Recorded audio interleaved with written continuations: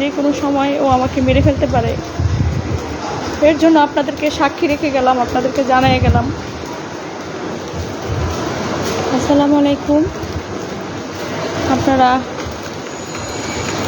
যে যেখানে আছেন আমার লাইভটা একটু শেয়ার করবেন প্লিজ। আমি মুক্তা সরকার। আমার আব্বার এটা আইডি, আমার আব্বার আইডি দিয়ে আমি আসতে বাধ্য হয়েছি। আমার হাজব্যান্ড পাপন, আমি চাই নাই আমি কোনো বিষয় নিয়ে আমি লাইভে আসি, বা আসতে কখনো চাইও নাই, বা কোনো দিন আসিও নাই। আমার ব্যক্তিগত সমস্যা নিয়ে, ব্যক্তিগত প্রবলেম নিয়ে আমি কখনো কোনো দিন লাইভে আসি নাই, আপনাদেরকে জানাই নাই। কিন্তু এখন দেখতেছি যে আমি যদি আপনাদেরকে না জানাই, যে কোনো মুহূর্তে যে কোনো সময় ও আমাকে মেরে ফেলতে পারে। এর জন্য আপনাদেরকে সাক্ষী রেখে গেলাম, আপনাদেরকে জানিয়ে গেলাম যে পাথর আমার যে কোনো সময় মেরে ফেলতে পারে। আর তার নমুনা দেখেন কি করছে, আমার হাত কি করছে, হাতটা এই নিয়ে ওই দুইবার ভাঙছে। আমি বলি নাই কাউকে। ওর বিভিন্ন মেয়েদের সাথে ওর সমস্যা, ও কথাবার্তা বলে, এটা নিয়ে ওকে কিছু বলতে গেলেই ও আমার গায়ে হাত তোলে, আমার মারধর করে। ও ইতিমধ্যেই আমি যে বাড়ি করছি সে বাড়ি ওর নামে, ওর গাড়ি ওর নামে, সব কিছু ওর নামে, আমার নামে কিছু নাই।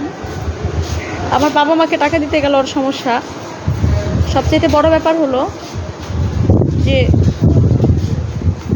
ও আমাকে সব সময় হুমকির মধ্যে রাখে যে আমাকে যে কোনো সময় মেরে ফেলবে, যে কোনো সময় মাইরা ফেলবে।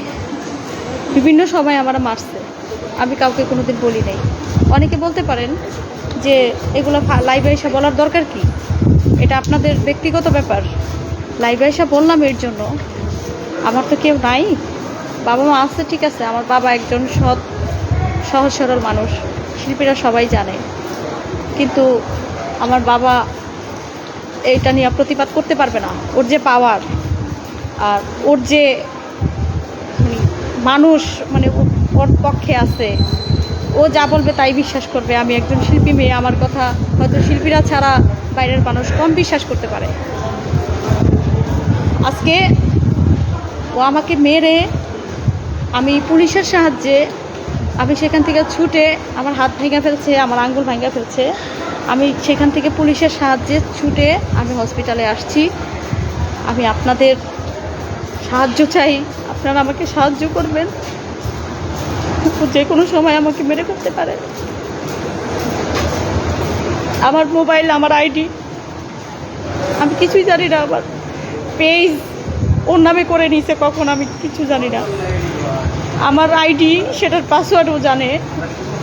এর জন্য আমি বাধ্য হয়েছি আমার বাবার ফোন থেকে লাইভ দেওয়ার জন্য।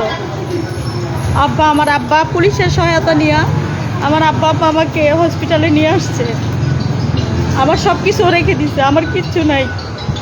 আমার মোবাইল রাখছে, আমার আইডি, আমার পাসওয়ার্ড, আমার যা কিছু ছিল, যা কিছু আছে, স্বর্ণ গয়নার থেকে শুরু করে আমার কিচ্ছু নাই। আমি আমার এক কাপড়ে বাসার থেকে বাইরে ওরা বিদায় করে দিচ্ছে।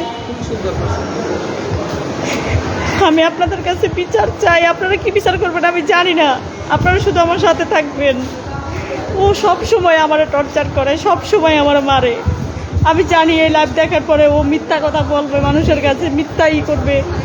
বাউল সমাজে, বাউল যারা বাউল পালাগান করে তাদের কাছে জিজ্ঞেস করে দেখেন আমি আসলে কেমন মেয়ে। খারাপ না, আমি ভালো।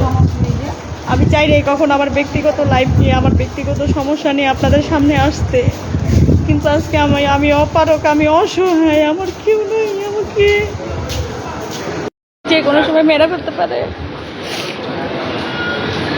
আপু এদিকে আসো, এদিকে আসো, এদিকে আসো। আমার আব্বারে নিয়ে আসছি, আমার আব্বা আমারে নিয়ে আসছে হসপিটালে। আমি সবার কাছে বিচারটা দিয়ে দিলাম।